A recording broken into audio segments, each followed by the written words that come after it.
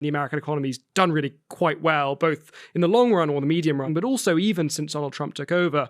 And that feels quite odd given the kind of forecasts of problems from tariffs and from migration and all the things that we and others have written about. And the way we found to resolve this paradox was to realize that actually the American economy was really set up for an extraordinary year in 2025. There was a strong baseline going in for the reasons we discussed, and a number of boosts even ahead of that were much stronger than expected coming through. And those are the first of those sort of blue bars that we have up on the chart there. So starting from the baseline, which we pull out of pre-Trump forecasts, we then see that actually there's a big boost from tax cuts. So there's more of that yet in 2026, but in 2025, there's already some.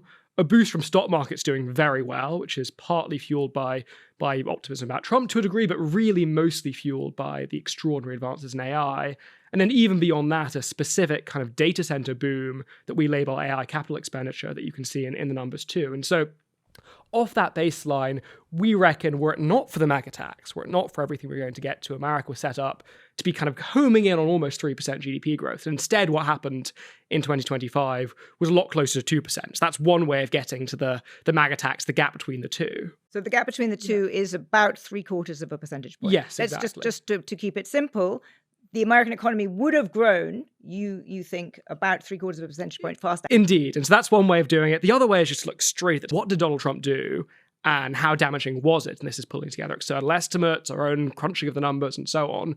We really pulled out three that we thought mattered. The first was tariffs. We talked about those to death, but those have, we reckon, genuinely contracted the economy. We've used an estimate there of a sort of 0.2 percentage points-ish, but something pretty material. Just as important, if not more than the tariffs, we reckon, was the immigration drag, that border shutdown, mass deportations, talented people not coming in, all of that. And finally, in our calculations, actually, the largest of that was the uncertainty. So the sheer churn, the sheer chaos. And if you look at American business investment outside of the AI sector, which has done really well, it's actually in a slump. It's actually a slump even worse than what Britain suffered after Brexit, which was another similar shock to uncertainty. So you add all that up and you get to a similar figure of, again, 0.75 percentage point, give or take, but a pretty hefty MAGA tax. What really struck me about this analysis was not only how rigorous it was, but also that it sort of rings true with what we've been talking about, that the things that we thought would hurt the US economy did indeed hurt it. But what is very striking, Charlotte, when I look at this chart, is the impact both of the AI capex and the AI wealth effect. I mean, were it not for the AI boom, the US economy would be in much worse shape. Do you want to talk through those two? Sure. So there's been an enormous surge in investment from a few big tech companies, right? Just a handful of them.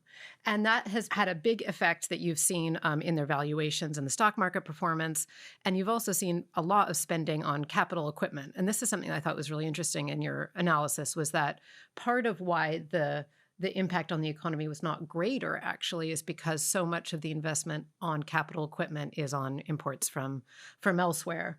And the thing that I, as someone who thinks about it, the politics of this as well, find so fascinating about the AI wealth effect and the AI capex and its contribution to the top line numbers of America's economy, is that the wealth effect is not shared equally across all parts of American society.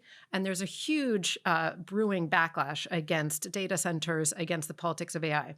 And so I think that one of the questions that this administration faces is that it wants to take full credit for the economic numbers that we've seen, that it could trumpet as a success, but voters are not giving them any credit for it. And I think the AI effects that you see in this chart are part of that reason. I was going to say that the AI effect, in a sense, is a piece of luck, but it's not exogenous to the American economy. It actually is typical of the American economy. Its ability to mobilize financial resources and to plow and take risks is what makes the American economy so strong. And this is the latest example of it. It makes perfect sense to me to strip out the positive effects of AI, but we do need to remember that it is actually deep within the kind of DNA of the American economy.